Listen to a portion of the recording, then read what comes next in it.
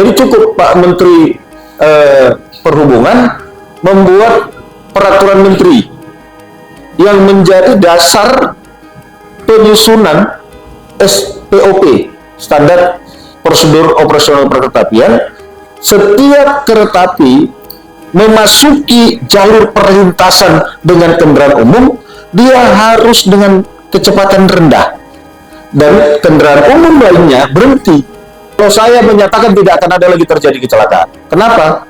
Karena ketika seandainya pun ada mobil yang mogok dengan dia sudah kecepatan rendah, kan dia bisa ngerem. Ini kan kalau kecepatan tinggi, nggak akan ngerem lagi. Ya, apa kabar saudara? Baru-baru ini banyak sekali terjadi kecelakaan di perlintasan kereta api, baik itu truk maupun mobil pribadi yang melintas ditabrak oleh kereta api hanya karena beberapa alasan, baik itu karena tidak adanya palang atau mungkin ada kesalahan teknis yang terjadi di lokasi. Apa sebenarnya yang harus dilakukan oleh PT Kereta Api Indonesia? Kami akan membahasnya dengan pelaku ataupun praktisi dari transportasi, Pala Sitorus. Apa kabar Bang Pala? Baik Bang, selamat sore. Menjelang berbuka Bang ya? Menjelang berbuka.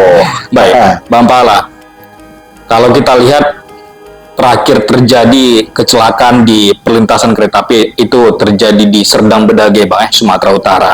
Dan sebelum-sebelumnya juga sudah banyak sekali terjadi, baik itu karena tidak ada palang di perlintasan yang ada palang juga ternyata terjadi juga kecelakaan lalu lintas. Abang melihat hal ini, apa yang bisa Abang sampaikan? Ya, terima kasih Bang Prestio. Ini menjadi momen yang baik ya, karena memang yang namanya kecelakaan di perlintasan jalur kereta api itu bukan hanya di tahun 2024 ini saja terjadi. Ya, tapi memang ini sudah terjadi sepanjang tahun.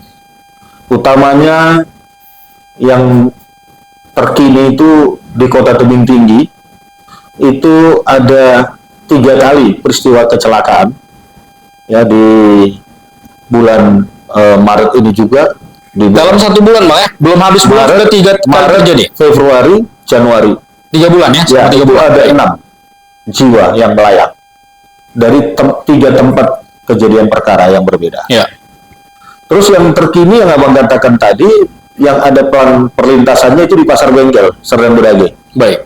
Ya, itu mobil truk tiba-tiba mogok setelah palang pintu tertutup. Sehingga itu justru kalau dari truknya itu korbannya truk, kalau pengemudinya dan kenaiknya melarikan diri, ya malah masinisnya yang korban kalau kita lihat di situ. Baik. Karena terjadinya benturan yang begitu keras, jadi mungkin masinisnya terpental di dalam itu. Jadi saya melihat begini Pak, standar prosedur operasional perkeretapian ini sepertinya masih terbawa-bawa sejak zaman Belanda. Karena memang kalau kita melihat pada perlintasan perkeretapian ini kan memang ada keistimewaan. Karena memang dulu kereta api ini kan digunakan untuk transportasi para pimpinan di negara itu, terus transportasi militer, terus transportasi pengangkutan amunisi yang digunakan untuk keamanan negara. Baik. Sehingga mendasari dari itu tadi, kereta api ini seakan-akan diberikanlah satu prioritas khusus. Yang penting kalau kereta api sudah lintas, semua yang ada harus berhenti. Tapi memang dari dulu kereta api adalah raja jalanan. Ya, karena dia seperti yang saya katakan itu, ini dulu digunakan untuk transportasi yang bersifat khusus. Baik. Sehingga diberikanlah ruang yang khusus untuk dia. Jadi siapapun yang lintas di situ harus berhenti ketika kereta api melintas di perlintasan jalur kereta api dengan perlintasan transportasi umum lainnya. Mungkin maksud Abang kebiasaan inilah kemudian diadopsi menjadi sebuah peraturan regulasi di Indonesia. Menurut hemat saya seperti itu. Apalagi dikuatkan lagi dengan Undang-Undang Lalu Lintas dan Angkutan Jalan. Baik. Ya, Undang-Undang Nomor 22 Tahun 2009. Di situ juga ada klausa yang mengatakan bahwa kalau kereta api melintas, ya kendaraan lain harus mendahulukan. Dia berhenti, kereta api harus melintas. Jadi baik itu yang ada pelangnya, apalagi yang nggak ada pelangnya. Ya, jadi kalau kita melihat kasustis yang terjadi belakangan ini di Kota Tebing Tinggi, ada 3 kecelakaan di 3 tempat yang berbeda. Itu 3-tiganya memang di perlintasan yang tanpa pelang. Tapi kalau yang di Sedang Bedage yang terkini berapa hari yang lalu, itu memang ada pelang, tapi truk itu terjebak. Baik. Dan mogok sehingga dijebret oleh kereta api itu. Jadi saya melihat begini, aturan itu yang buatkan manusia, Ya. ya, sehingga perlu dipertimbangkan ya, keselamatan manusia itu hukum yang tertinggi. Ya, jadi maka saya katakan saat ini kan perkeretaapian ya PT KAI selaku operator kereta api itu kan secara aturan yang mengatur itu kan dari Kementerian Perhubungan Republik Indonesia, dalam hal ini Direktorat Jenderal Perkeretaapian. Walaupun PT KAI itu masuk di ranahnya badan usaha milik negara. Ya. Tapi secara aturan teknis dan lain-lainnya, keselamatan dan lain-lainnya, itu dari Direktorat Jenderal Perkeretaapian Kementerian Perhubungan Indonesia. Maka saya katakan bahwa standar prosedur operasional perkeretaapian yang terkini itu dibuat tahun 2012, ya di bulan Desember kalau saya nggak silap, ini perlu ditinjau.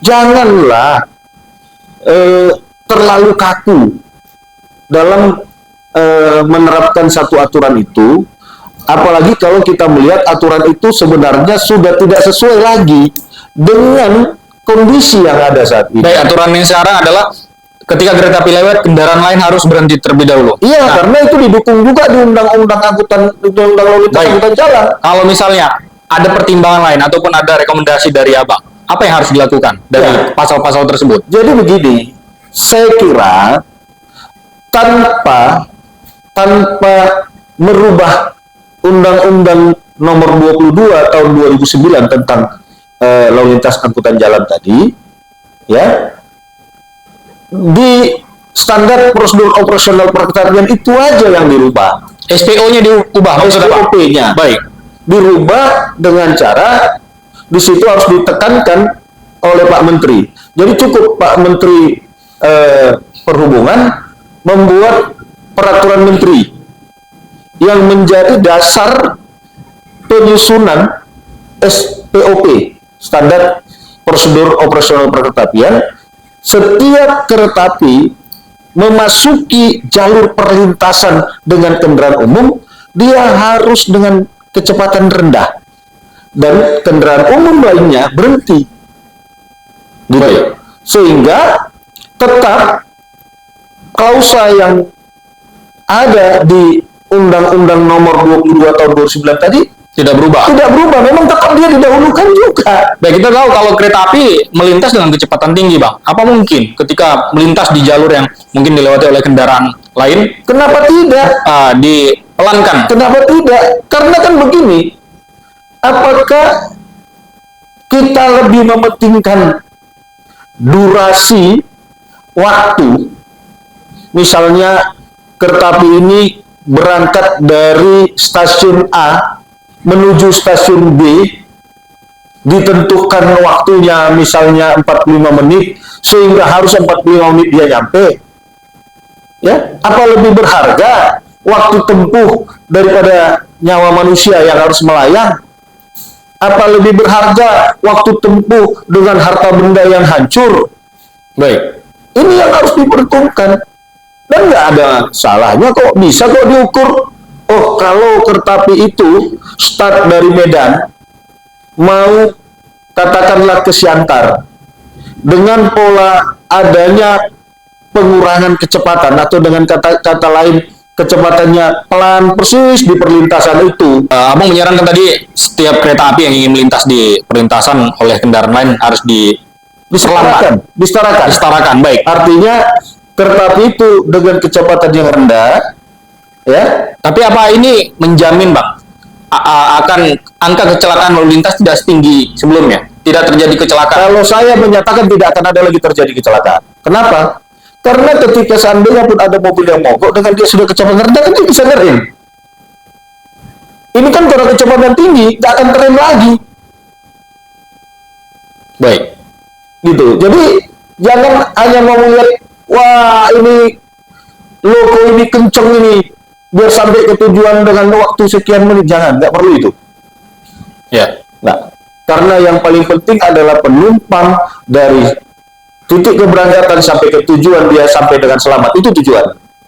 Bukan waktu tempuh tadi, Bang. Tapi selama ini dalam mindset masyarakat ketika kita menaiki kereta api, selain tadi ongkos yang lebih murah, kecepatan juga memungkinkan, yang biasa ditempuh 5 jam bisa berkurang. Sebenarnya ada langkah yang lain, tapi dengan biaya besar.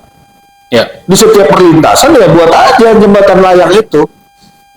Jadi kereta api dari atas. Sebenarnya wajib, Bang, ya? Iya, tapi biaya besar kan. Seperti yang sekarang sudah dipersiapkan di Kota Medan kan ada itu. Baik. Di beberapa perlintasan itu sekarang sudah dengan jembatan layang. Ya.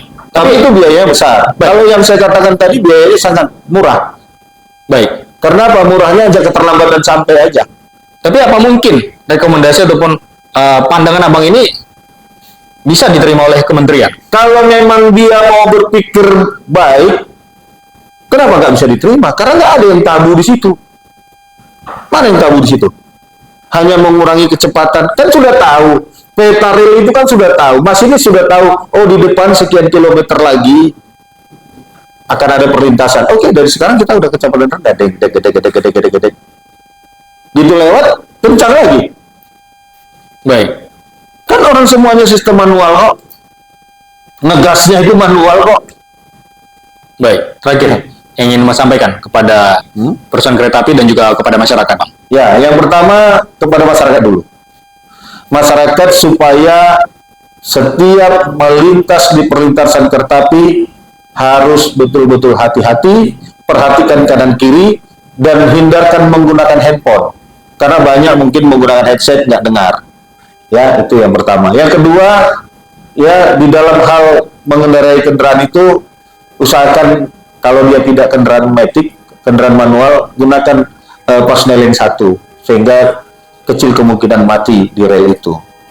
Ya, kalau kepada kereta api saya tidak mengatakan kepada masinis, saya mengatakan kepada Menteri Perhubungan Republik Indonesia melalui Direktorat Jenderal Perkeretaapian untuk memerintahkan Direktur PT KAI membuat standar prosedur operasional perkeretaapian yang baru dengan pola yang saya sarankan tadi. Di setiap perlintasan itu dia harus dengan kecepatan rendah, sehingga kalau ada pun kendaraan yang terjebak mogok atau apapun namanya dengan sebutan lain, dia dapat mengerem dan tidak terjadi kecelakaan.